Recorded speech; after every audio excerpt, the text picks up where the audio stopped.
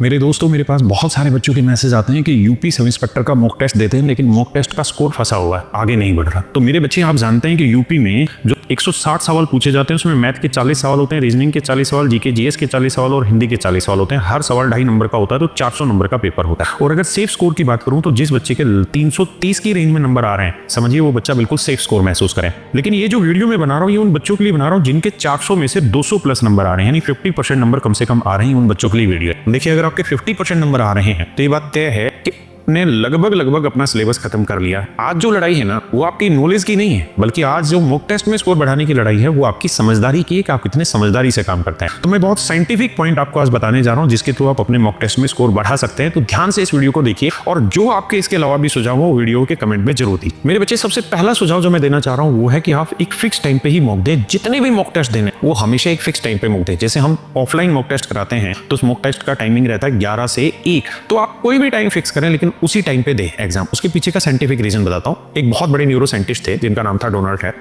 उनका एक बहुत फेमस प्रिंसिपल था, neurons that fire together wire together. मतलब ये था कि जब रोज एक ही काम बार बार प्रैक्टिस करते हो तो दिमाग के न्यूरॉन्स के बीच में कनेक्शन स्ट्रॉन्ग हो जाता है, और इस कनेक्शन स्ट्रॉन्ग वाले प्रोसेस को ये मसल मेमोरी कहते हैं। यानी जब अगर आपकी आदत मान लीजिए रोज सुबह जल्दी उठने की है, किसी दिन अगर आप अलार्म नहीं भी लगाएंगे ना तो भी आपका शरीर जल्दी उठ जाएगा। क्यों? क्योंकि वो चीजें आपकी मसल मेमोरी में सेट हो जाती हैं। इसलिए मेरे बच्चे, सबसे पहला काम ये करिए कि किसी एक सर्टेन टाइम पे मॉक देना स्टार्ट करिए। अगर मैं खुद स्टूडेंट हूं और मुझे ये डिसाइड करना हो किस टाइम पे मॉक दूं, तो मैं ये देखूंगा कि जो बोर्ड है, यूपी जो पुलिस रिक्रूटमेंट बोर्ड है, वो हमारा एग्जाम किस टाइम पे करवाने वाले हैं। तो जिस समय पे वो एग्जाम कराएंगे मैं उसी समय पे रोज मॉक देने की प्रैक्टिस करूंगा। एटलीस्ट जब मेरा एडमिट कार्ड आ जाए और उसमें टाइम आ जाए तो मेरे बच्चे, मेरे को कोशिश करनी है लगातार 15 दिन उसी टाइम पे मॉक दिया जाए। दूसरा जो मैं सुझाव देना चाहता हूं वो है मेरे बच्चे क्वेश्चन रीडिंग। बहुत सारे बच्चे गलती करते हैं। जब आप पेपर देके आएंगे ना, तब आप बाद में जब पेपर का एनालिसिस करते हैं तब आप कहते हैं अरे यार इतना आसान सवाल मैं नहीं कर पाया, मैंने इसको ठीक से पढ़ा नहीं। अगर मैं इसको क्वेश्चन को एक बार और पढ़ लेता तो इसका अर्थ समझ में आ जाता। कई बार क्या होता है कि क्वेश्चन में कोई एक आध छोटी मोटी चीज ऐसी होती है जिसको हम पढ़ना ही मिस कर देते हैं। जैसे एग्जाम्पल के तौर पर मान लीजिए मैंने पढ़ा असुर का पर्यायवाची, तो जैसे ही मैंने असुर का पर्यायवाची देखा, मैंने देखा यार राक्षस ये, जबकि सब सच ये है कि इसने पूछा ये था कि असुर का पर्यायवाची कौन सा नहीं है, यानी नहीं वाला शब्द इंपॉर्टेंट है। और खासकर जैसे रेलवे जैसे एग्जाम अगर आप देखेंगे, जैसे इस वाले क्वेश्चन में दिए गए संख्याओं का सही क्रम असेंडिंग ऑर्डर क्या होगा, तो यहाँ पे ए बी सी डी। अब आपको ये देखना है कि इनमें से कौन सा सही क्रम है, तो चुनना था ए बी सी डी। मान लीजिए हमारा ए सही था तो बच्चा क्या है कि ए को टिक कर लेगा और ए को टिक करके पहला वाला आ गया, आंसर आगे बढ़ गया। जबकि ए जो है ना वो चौथे ऑप्शन में, तो यानी 1 2 3 4 होगा तो चौथे वाला ऑप्शन ओएमआर में फिल करना है। तो ये गलती बहुत बार होती है और बहुत बार ऐसे अनेकों सवाल होते हैं जहां सवाल को एक बार अगर तसल्ली से पढ़ लिया जाता है तो आप जल्दी कर देते हैं। खासकर ये गलती जीएस में बहुत होती है। उसके पीछे कारण क्या होता है कि बच्चा मैथ में, रीजनिंग में बहुत टाइम इन्वेस्ट कर देता है, लास्ट में उसके पास बचता है जीके जीएस, तो भागने की कोशिश करता है, और जब भागने की कोशिश करता है तो छोटी छोटी चीजें खराब करता चला जाता है। तो मेरा आप सबको सुझाव ये है कि आप क्वेश्चन रीडिंग के टाइम पे बिल्कुल भी ध्यान इधर उधर ना भटकाएं, बहुत शांति से क्वेश्चन रीडिंग जरूर करें। तीसरा जो मैं सुझाव देना चाहूंगा वो ये कि आपको सवाल को स्किप करने का तरीका आना चाहिए, कला आनी चाहिए। स्किप करने का मतलब समझाता हूं क्या। मैं दोस्तों अपना एक्चुअल एग्जांपल ले रहा हूं। मैं 2013 का एसएससी सीजीएल का पेपर था और मैं इसको क्लास में जिस दिन ये हुआ उसी दिन शाम को इस क्वेश्चन को, इस पेपर को डिस्कस करा रहा था मैथ। जब मैं मैथ को डिस्कस करा रहा था तो मैंने उसमें देखा कि 50 सवाल आए हुए, 50 सवाल थे, और उन 50 सवालों में ना शुरुआत के 4 से 5 सवाल जो थे ना वो बहुत खतरनाक थे इन टर्म्स ऑफ कैलकुलेशन, और आखिरी के 2 सवाल भी इन टर्म्स ऑफ कैलकुलेशन, मतलब कैलकुलेशन वाइज बहुत डिफिकल्ट थे। लेकिन बीच के जो क्वेश्चन है ना वो इतने आसान थे, मतलब जिसको आप कह नहीं सकते। बहुत बार क्या होता है कि हमें जैसे ही मुश्किल क्वेश्चन दिखा, हमें वो क्वेश्चन सोल्व करना आता है, लेकिन अगर वो क्वेश्चन टाइम ले रहा है, मुश्किल है, तो आप उस क्वेश्चन को स्किप करिए। आप 1 गो छोड़िए, उसको सेकंड गो में देखेंगे या थर्ड गो में देखेंगे, यानी तीसरी बार जब हम दोबारा से पेपर में जा रहे होंगे तब देखेंगे। देखिए, बहुत बच्चा क्या करता है कि मान लीजिए पहला सवाल है ये डिफिकल्ट है, वो इसमें 30 सेकंड इन्वेस्ट कर देता है, फिर कहता है यार मेरा आधा तो हो ही गया, अब मैं इसको छोड़ने से बेटर है कर ही लो। वो फिर 1 मिनट खराब कर देता है उस क्वेश्चन को करने में, फिर 1 मिनट और लगा देता है और 1.5-2 मिनट में जाके उस क्वेश्चन को सोल्व करता है। जब वो 1.5-2 मिनट लगाता है ना तो उसमें थोड़ा थोड़ा कहीं ना कहीं डर बैठ जाता है कि यार इसका मतलब ये वाला पेपर मुश्किल है, तो हल्का हल्का डिप्रेस होना स्टार्ट होता है। अगले क्वेश्चन में जाता है और नेगेटिव माइंड से जाता है, उससे अगले में जाता है और नेगेटिव माइंड से जाता है, फिर उसको लगता है यार ये तो पेपर ही मुश्किल आ गया, तो यार मैथ को छोड़ो अब दूसरा सब्जेक्ट उठा लेते हैं। यही सबसे बड़ी गलती है। आपको कूल माइंड होने की प्रैक्टिस करनी है मॉक टेस्ट देते वक्त, और उसका तरीका सबसे बढ़िया यही है, जो क्वेश्चन थोड़ा भी कैलकुलेटिव लग रहा है, अगर आप उसका 40 सेकंड भी आप उस क्वेश्चन में इन्वेस्ट कर चुके हो और तब आपको एनालिसिस हुआ या रियलाइज हुआ कि यार ये क्वेश्चन तो बहुत कैलकुलेटिव है, तो भाई लालच में मत पड़िए, उस क्वेश्चन को छोड़िए, क्योंकि उसी 40 सेकंड में जो आपने इन्वेस्ट कर चुके हो उसमें 1 मिनट और खराब करेंगे, उसी 1 मिनट में आप रीजनिंग के 3 सवाल सोल्व कर लेंगे। तो ज्यादा अच्छा तरीका ये है कि हम किसी स्पेसिफिक क्वेश्चन पे लगाव ना लगा के चलें, बल्कि उसको स्किप करते चलें। देखिए, हमें किसी क्वेश्चन से लगाव नहीं लगाना है, क्योंकि आपके 160 सवाल हैं यूपीएसआई में, तो आपको 160 सवालों से गो थ्रू होना है, इसलिए आपको कुछ सवाल तो आते हुए भी छोड़ने की हैबिट बनानी होगी, तभी मेरे बच्चे आप अपने टाइम मैनेजमेंट के स्किल को पूरा कर पाएंगे। और देखिए, किसी क्वेश्चन में मान लीजिए आपने 40 सेकंड लगा दिए और 40 सेकंड लगाने के बाद आपको महसूस हुआ कि यार ये तो बहुत लेंदी हो रहा है, तो बेटर है मेरे बच्चों उसी सवाल को वहीं छोड़िए। कारण क्या है कि आप उसमें 1.5-2 मिनट और खराब करेंगे, उससे बेटर उस 1.5-2 मिनट में आप जीएस के बहुत सारे सवाल कर लेंगे, हिंदी के बहुत सारे सवाल कर लेंगे। और हम सबको पता है कि हर क्वेश्चन की इक्वल वेटेज है, तो इसलिए हमें क्वेश्चन छोड़ने की आदत डालनी चाहिए। क्वेश्चन लेंदी है, छोड़ दीजिए। क्वेश्चन पढ़ने में बहुत टाइम ले रहा है तो छोड़ दीजिए। क्वेश्चन नहीं आ रहा है तो छोड़ दीजिए। अगर पेपर में टाइम कम बचा है तो हम ऐसे सब्जेक्ट के क्वेश्चन छोड़ के उन सब्जेक्ट को उठा लेते हैं जो क्वेश्चन जल्दी जल्दी रीड हो जाते हैं। तो स्किप आर्ट करना बहुत जरूरी है कि सवालों को स्किप करें, तभी आपका मॉक टेस्ट में सारे सवाल अटेम्प्ट भी हो पाएंगे और स्कोर भी बेटर हो पाएगा। अगला जो मैं सुझाव देना चाहता हूं वो ये कि भाई कोई भी ना टारगेट, स्कोर का टारगेट फिक्स करके मत चलिए। जैसे समझाता हूं, मान लीजिए मैंने आपको कह दिया कि यार 330 प्लस नंबर वाला बच्चा है ना सेफ स्कोर महसूस करेगा, और एग्जांपल से समझाता हूं, मान लीजिए 100 सवाल और मैं कह रहा हूं कि भाई जिस बच्चे के अगर 70 सवाल ठीक नहीं हुए ना तो समझिए उसका तो सिलेक्शन होगा ही नहीं। आपने माइंडसेट बना लिया और पेपर आ गया डिफिकल्ट। पेपर इतना डिफिकल्ट आ गया कि 50 सवाल भी जिसने कर दिए ना या 40 सवाल भी जिसने कर दिया वो भी क्वालिफाई हो जाएगा, वो भी नौकरी लग जाएगा। अब मैंने आपको टारगेट दे दिया 70 का, किसी यूट्यूबर ने आपको टारगेट दे दिया 70 का, आप उसी माइंडसेट से पेपर देख रहे हैं, लेकिन पेपर आ गया मुश्किल, 2 सवाल किए, 3 सवाल किए, 4 सवाल किए, आपसे हो ही नहीं रहे। आप जल्दबाजी में, क्योंकि आपके दिमाग में सेट है कि मुझे 70 तो अटेम्प्ट करने हैं, तो आप बहुत सारे ऐसे सवालों में तुक्केबाजी करेंगे जो आपको आते नहीं है या गलत तरीका पकड़ लेंगे। जबकि सच बात यह है कि उस पेपर में 40 सवाल ठीक होने पे भी सिलेक्शन हो जाना है। तो नुकसान क्या हुआ कि अगर आप शांति से सोचते और शांति से काम करते तो 100 में से 40 सवाल ठीक कर पाते, क्योंकि 40 सवाल ऐसे जरूर थे जो आप कर सकते थे और इजी थे या मॉडरेट थे, लेकिन आपके दिमाग में 70 क्वेश्चन का जो टारगेट था, उस 70 क्वेश्चन के टारगेट की वजह से आपके दिमाग में एक डर पैदा हो गया। और मेरे दोस्तों, डर जो होता है ना, कई बार सही डायरेक्शन को भटका देता है और सिलेक्शन से भी दूर कर देता है। कुल मिला के पहले से स्कोर के लिए कोई माइंडसेट मत बनाइए, जो सिचुएशन होगी उस सिचुएशन के हिसाब से काम करना होगा। अगर पिच स्कोरिंग है तो ताबड़तोड़ बैटिंग करो, अगर पिच डिफेंसिव है तो द्रविड़ की तरह रुक रुक के खेलो, क्योंकि रुक रुक के खेलने वाला भी 300 मैच खेल सकता है। इस बात को समझो मेरे बच्चों। अगला जो मैं पॉइंट समझाना चाह रहा हूं ये कि हर एग्जाम से पहले का जो डर होता है ना, वो भी बहुत खतरनाक होता है स्कोर नहीं बढ़ने में। एग्जाम्पल के तौर पे समझाता हूं, बहुत बच्चों को ऐसा महसूस होता है, जब मैं भी स्टूडेंट था तब मुझे भी ऐसा महसूस होता था कि जब मैं मॉक देने जा रहा था, पेपर देने जा रहा था, तो उससे पहले मुझे लगता था यार मैं तो ये भी भूल गया, ये भी भूल गया, ये भी भूल गया, मुझे लगता था मैं सब कुछ भूलता चला जा रहा हूं। जबकि सच बात ये कि एक स्वाभाविक प्रक्रिया है। जो बच्चा यूपी दरोगा के एग्जाम में फेल हो रहा है ना, उसको भी ये डर लग रहा है, जो पास हो रहा है उसको भी ये डर लग रहा है, और जिसकी रैंक 1 आएगी ना, एग्जैक्टली उसको भी यही डर है। रैंक 1 वाले बच्चे को ये नहीं पता कि उसकी रैंक 1 आएगी। मतलब ये कि ये कॉन्फिडेंस किसी में भी नहीं होता कि मेरे को सब कुछ याद है और मैं सिलेक्शन ले लूंगा। कहीं ना कहीं अंदरूनी रूप से वो डर सभी में रहता है। मैं आपको समझाना ये चाह रहा हूं कि वो डर आपके साथ भी और सभी के साथ भी है। तो जो चीज सभी के साथ है, आपके साथ अलग से है ही नहीं, तो उसको लेके बहुत ज्यादा टेंशन लेने की जरूरत नहीं है। मतलब खुल के बिंदास अपना काम करते रहिए, उस डर से थोड़ा बाहर निकलिए। अगला जो मैं सुझाव देना चाह रहा हूं वो कि आप सही सीक्वेंस को फॉलो करें पेपर देने की कला। जैसे मेरे बच्चे, आपके 4 सब्जेक्ट है, मैथ, रीजनिंग, जीके, जीएस और हिंदी। आपको पहला जो सब्जेक्ट अटेम्प्ट करना चाहिए ना, वो करना चाहिए अपनी स्ट्रेंथ के अकॉर्डिंग। लेकिन स्ट्रेंथ में भी बड़ी सावधानी बरतना। कैसे? जैसे मान लीजिए मेरा मैथ सब्जेक्ट है और मेरा मैथ में बहुत ज्यादा स्ट्रेंथ है, मैं मैथ में बहुत ज्यादा कॉन्फिडेंस महसूस करता हूं। लेकिन कई बार क्या हुआ कि जैसे मान लो 40 सवाल है, तो 40 सवाल में 28 सवाल ऐसे थे जो मैं बहुत जल्दी से कर गया। देखिए, मेरा टारगेट था कि मैं 40 सवाल 40 मिनट में करूं या 50 मिनट में करूं, ये मेरा टारगेट था। लेकिन उन्हीं 40 सवालों में 28 क्वेश्चन ऐसे थे जो मैंने 15 ही मिनट में खत्म कर दिए, जो बहुत ईजी थे। वन गो में क्या कोशिश करनी है कि जो बहुत ईजी है, जो जल्दी जल्दी से आपसे सोल्व हो रहे हैं ना, वन गो में कोशिश करिए उन सवालों की। पहले चीज। दूसरा, उसके बाद मैं खुद स्टूडेंट हूं, मैं अपनी बता रहा हूं, उसके बाद मैं रीजनिंग उठाऊंगा, उसके बाद मैं हिंदी उठाऊंगा और लास्ट में मैं जीके जीएस उठाऊंगा। और ये सब उठाने के बाद मेरे पास 15 से 20 मिनट बचे होंगे।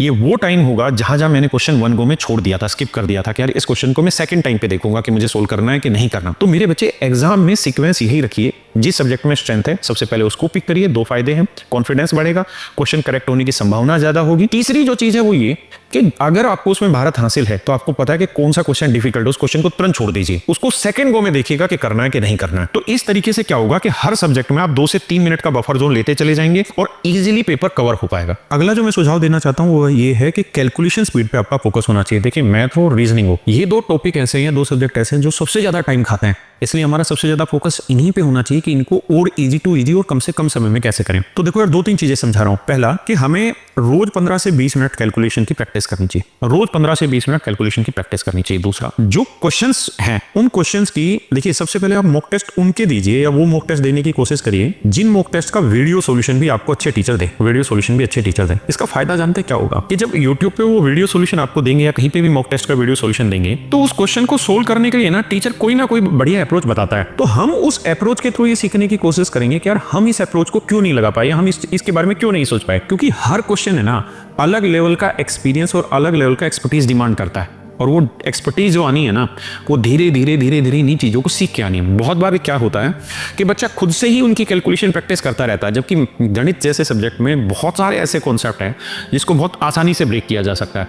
तो इसलिए कोशिश करिए कि जो भी मॉक टेस्ट हो रहा है उसका वीडियो सॉल्यूशन अगर किसी प्लेटफॉर्म पे है तो वीडियो सॉल्यूशन जरूर देखिए, जिसके थ्रू आपको स्मार्ट अप्रोच का पता चले। तीसरा, जब आप पेपर का एनालिसिस कर रहे होते हैं या पेपर दे रहे होते हैं, मॉक टेस्ट दे रहे होते हैं, तब आप ये देखा करो कि यार मैंने ना, जैसे मान लीजिए कोई नंबर आया 76 का स्क्वायर और मुझे उस स्क्वायर का निकालना पड़ा डिटेल करके, तो मतलब आपने अपने माइंड मैपिंग कर ली कि यार मुझे स्क्वायर में भी दिक्कत है, या मुझे 19 गुना 13 आया तो मुझे पहाड़े में हल्की मुल्की कहीं दिक्कत है।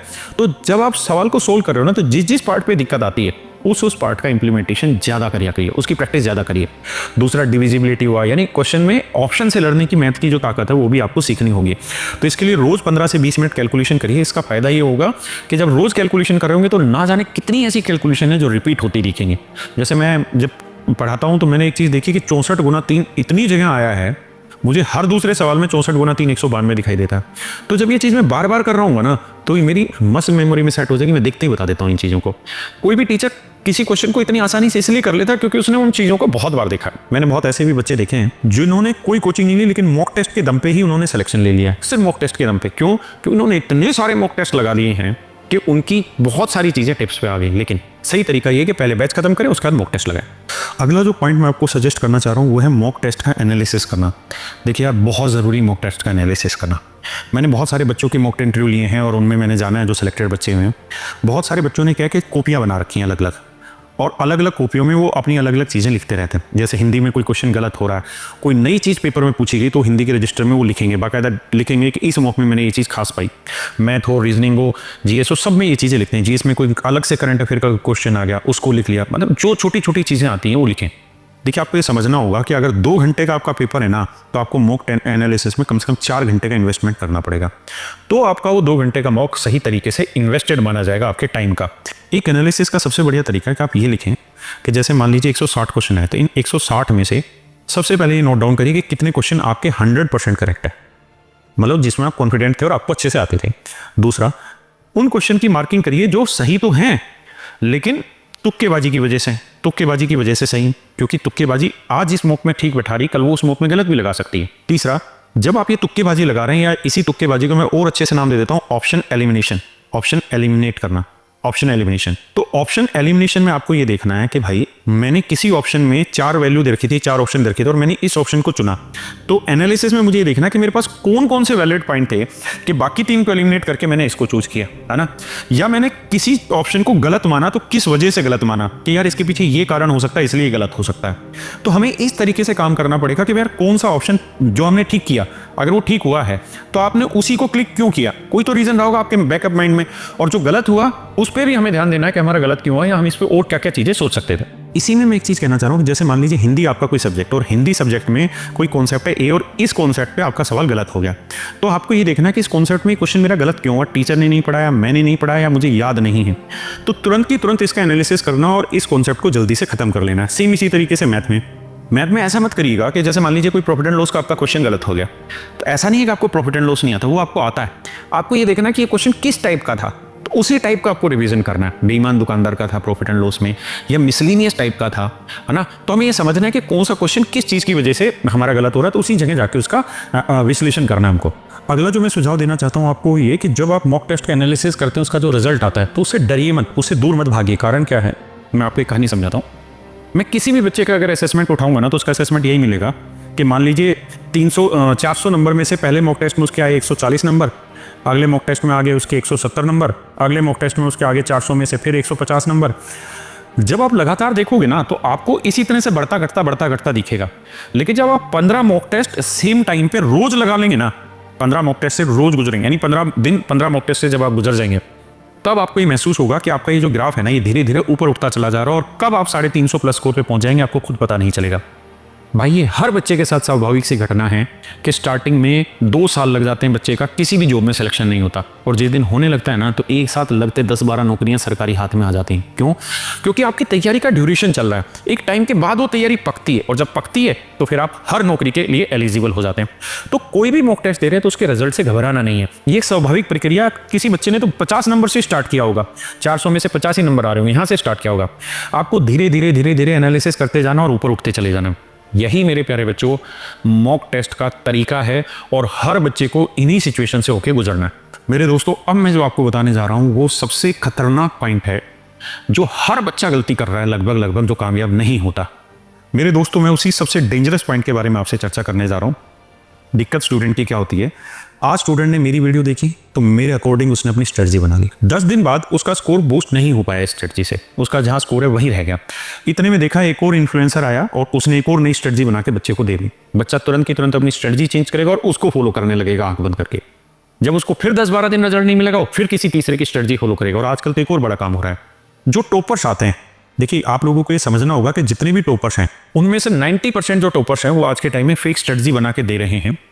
अपनी इन्फ्लुएंसर्स ने अपने यूट्यूब चैनल खोले हुए हैं सिर्फ इस उद्देश्य से कि इस तरीके से उन्हें ऐड मिले कोचिंग सेंटर्स की तरफ से, और वो वहां पे अपनी वायरलिटी करते हैं। जबकि प्रैक्टिकल बात ये है कि सब ने ही जमीन से उड़ान उड़ी है, कोई ऐसा नहीं जिसने आसमान में सीधी उड़ान उड़ी है, सबको पहले जमीन पे भागना पड़ता है। इसलिए कोई एक स्ट्रेटजी आप अपनाइए और उस स्ट्रेटजी को कम से कम 6 महीने लगातार फॉलो करिए, तब आप देखेंगे कि मॉक टेस्ट में आपका स्कोर कैसे रॉकेट की तरह ऊपर जाता है। प्लीज़ अपनी स्ट्रेटजी को बार बार इन्फ्लुएंसर्स की वीडियो देख के मत बदलिए। ये जितने इन्फ्लुएंसर्स हैं इन्होंने खुद ने भी जब तैयारी की होगी तो इसी तरीके से की होगी जो मैं आपको बेसिक से बता रहा हूँ। और देखिए, मेरा इतने सालों का पढ़ाने का अनुभव है, मैं आपको गारंटी से कह रहा हूं कि अगर आपने ये 15 से 20 दिन स्ट्रेटजी को फॉलो कर लिया जो मैंने आपको कहा है, तो आप यूपी दरोगा में 400 में से 350 तो छोड़िए, मैं गारंटी के साथ कह रहा हूं आप 370 प्लस भी स्कोर पे जा सकते हैं। और बहुत सारे बच्चे जा रहे हैं और आगे भी जाएंगे। लेकिन तरीका यही होगा, आपको अपनी वीकनेस समझनी होगी, आपको अपनी स्ट्रेंथ समझनी होगी, और उन दोनों ही चीज़ों में आपको अपना सामंजस्य बैठाना होगा। और देखिए मेरे भाई, मैंने आपको इतनी देर में जो भी चीज़ें बताई, मैंने अपना पूरा अनुभव यूपीएसआई को ही ध्यान में रखते हुए निचोड़ा है। आप अगली वीडियो मुझसे कौन सी चाहते हैं, किस विषय पर चाहते हैं, यूपी दरोगा में किसी सब्जेक्ट स्पेसिफिक पे चाहते हैं, क्या चाहते हैं, आप अपने कमेंट में मुझे बताना। अगर इस स्ट्रेटजी से आपको फायदा नहीं हो रहा है तो भी मुझे बताना, और अगर आप पहले से ऐसी स्ट्रेटजी फॉलो कर रहे हो और आपको फायदा हो रहा है तो भी कमेंट्स में बताना। अब मेरे दोस्तों, आपके छोटे भाई बहनों के लिए भी एक सूचना है, यूपी कांस्टेबल की वैकेंसी आई हुई है, और कैरियरवेल ऐप भी अपने आप में बेहतरीन प्लेटफॉर्म है, जहां पर आपको यूपी कांस्टेबल का बिल्कुल फ्रेश बैच आपको दिखाई दे रहा होगा। आप अपने छोटे भाई बहनों को इसको सजेस्ट कर सकते हैं कि वो यूपीएसआई की अगर कोचिंग लेने की सोच रहे हैं तो कैरियरवेल को दिमाग में ज़रूर रखें, और यहाँ पहले कुछ 2-3 क्लास डेमो लेके देखें, उसके बाद ही कहीं विश्वास करें।